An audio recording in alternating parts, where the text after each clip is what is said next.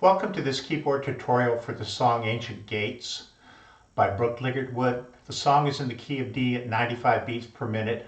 I'm going to show you how to integrate the synthesizer and the various piano sounds. But first I want to do a little play along or play through with the drum track to give you just a general idea of how things sound. 1, 2, intro, 2, 3, 4.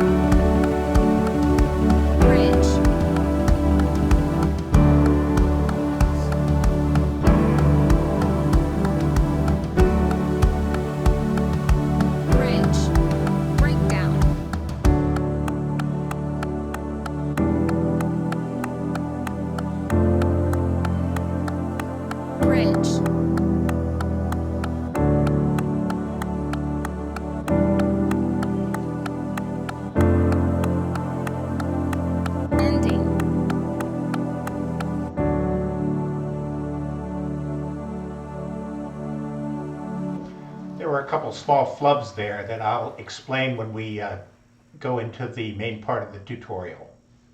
So on the introduction, we have the count in, and there's a chord that is held, and I put it under this key. It's just a soft pad, but you want to set it up so that when the pattern begins, it's these chords.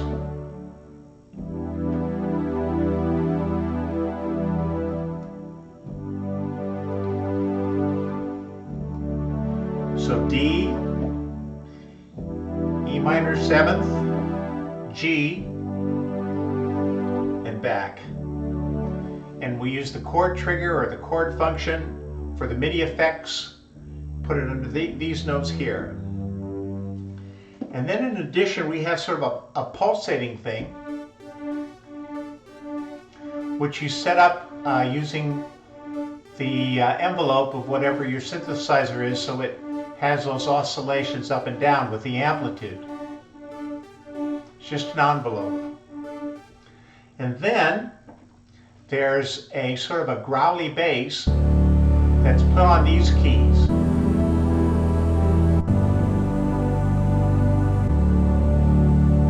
So when it's all together, we've got 1, 2, 1, 2, 3, 4.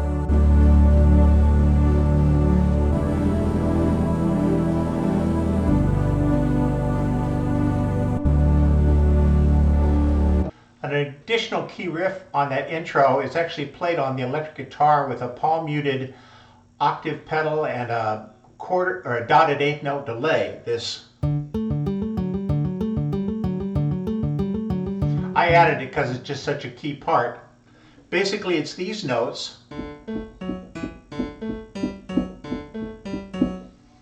But when you add in the delay and the octave, you get this. So when the intro repeats, or the second half if you prefer, the synthesizer comes in and actually plays along with the guitar riff that I added in there. So you hear this. Da da da. And then there's a second synth that also joins. That is a synth that's detuned slightly.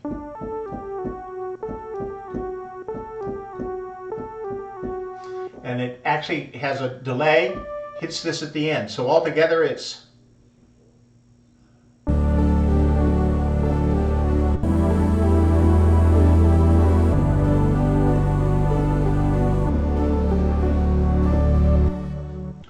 for verse 1 and verse 2, the synthesizer settings are all the same. Note that the piano really hasn't entered yet. It doesn't come in till the chorus. So we've got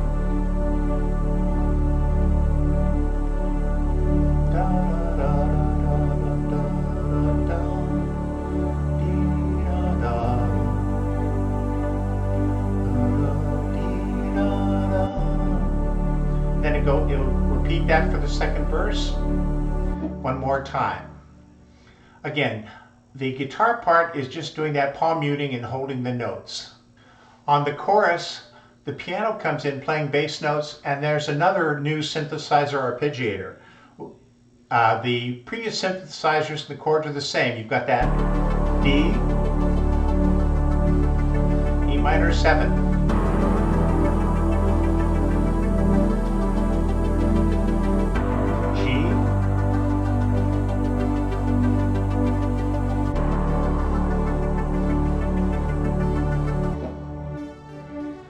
so there's that pulse, and the arpeggiator and the bass are here. So as I mentioned, when the piano comes in, it's an overdriven piano with a special effect, so that very harsh sound and those low notes. And the arpeggiator is playing this up pattern. So you'd set your chord trigger for these two notes and then up, and it'll go. When it moves to the E minor, you want to go to this. Again, you play this chord and up, and because it's 3, it'll be slightly off kilter. And then when it gets to the G, it goes down. G, D, E. And so when everything is all together,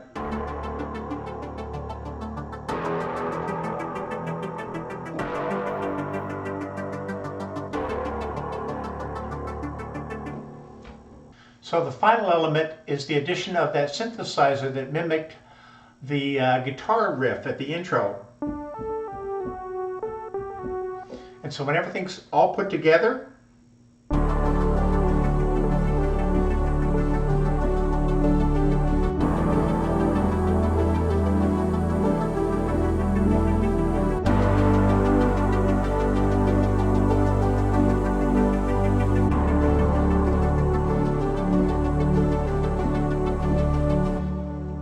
so for verse 3, the chord pattern changes slightly, and the overdriven piano has some answering chords. You'll hear this: 2, 3, 4, 1. Those notes are there, and the synthesizer part also has the overdriven piano added to it.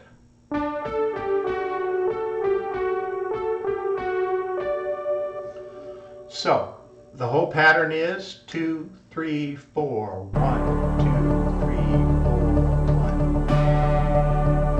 1, 2, 3, 4, 1, 2. To the G.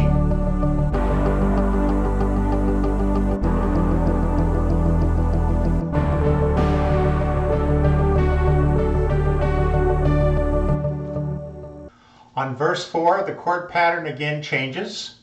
And now we're going to put in the B minor or the 6 minor chord. And we've got some different piano things going on in the right hand. So the left hand pattern is this: 1, 2, 3, 4, 1. 2, 3, 4, 1. 2, 3, 4, 1. 2, 3 for the minor.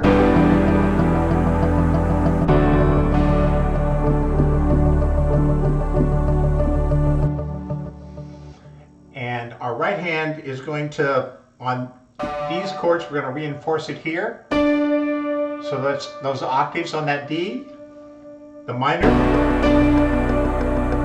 When it goes to the G, we're going up here. And the pattern is this: B, 2, 3. 2, 3, 4, etc. So let's try to put it all together.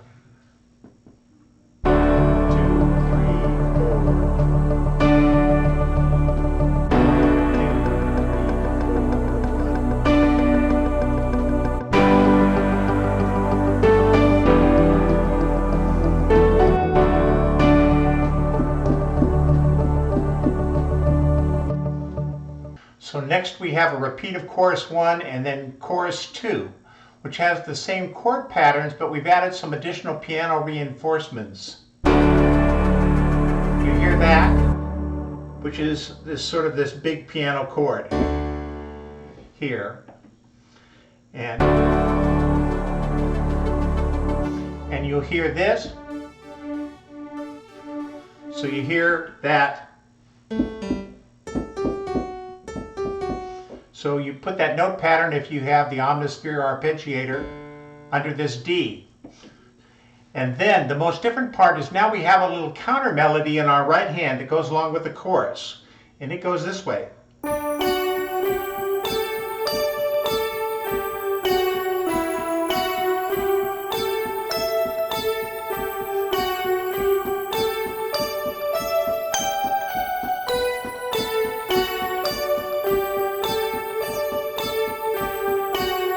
Notice those are all on the offbeats. 1 and 2 and 3 and 4 and.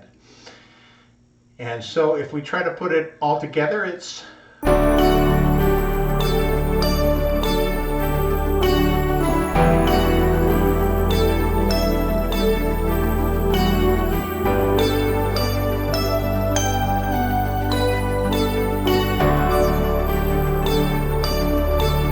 repeat.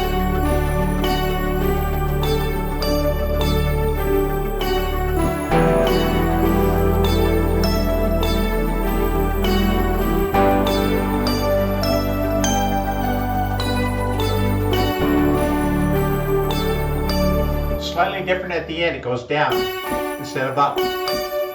And notice that there's sort of a bell and a sitar sounding reinforcement on some of the notes. Hear it there? Not there. Here it is. It's there. Not there. So you just have to put it under your notes so that they only play when you hit those.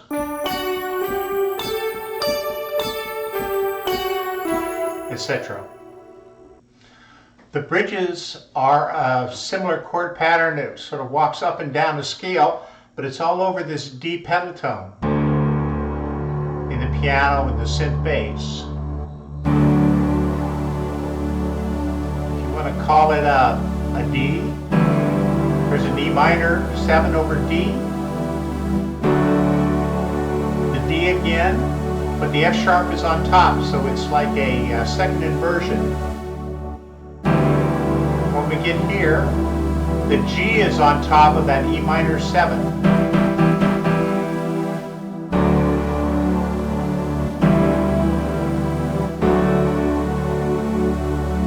Back to the E minor 7th with the G on top. So the third and fourth time the bridge repeats, the chord inversions change, and it starts out with that F sharp being up on top. To the G on top, A on top, then back down. We don't go to putting that G on top this time, and the pedal note stays the same. So 2, 3, 4. The one who was, the one who is, the one who is to come. And 4, bridge chord.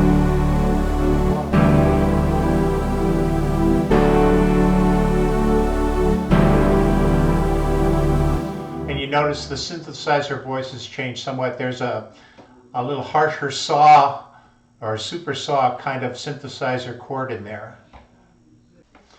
After the bridges, chorus 1 and chorus 2 repeat with that pattern that you saw before.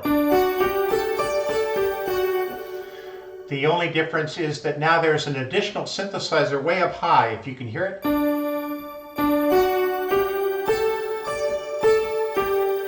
Hear that very high voice. So putting it all together there.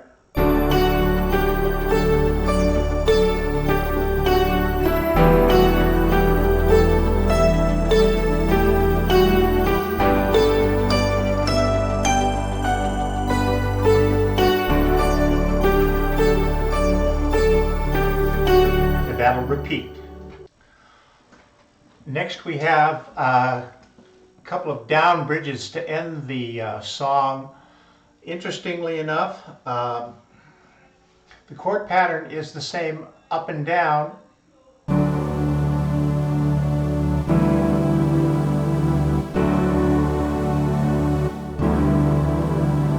Except the piano is reinforcing some of the notes. Here we have an E minor 7th playing an A and a D.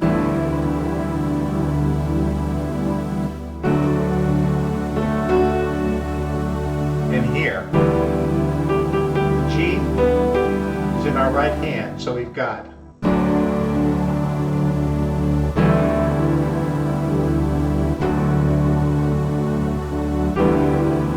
repeat that.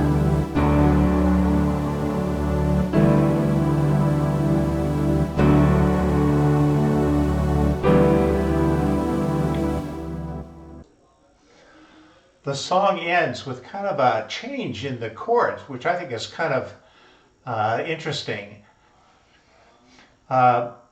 You've only got a soft piano and a soft pad playing.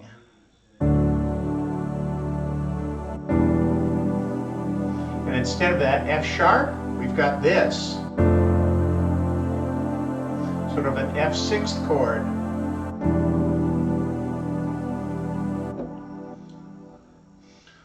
So notice those are the notes that are playing on the pads, but those two bass notes are put here with an octave. So the one who was, the one who is, the one who is to come.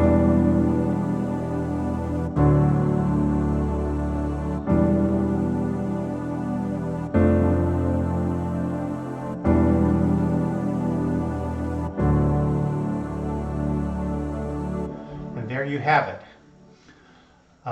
I hope you found this tutorial helpful in learning the song and putting all these parts together to come as close as you can to the original recording without using tracks, which is one of the goals. Thank you for watching this, and please hit the subscribe button if you'd like to be notified for my next tutorial.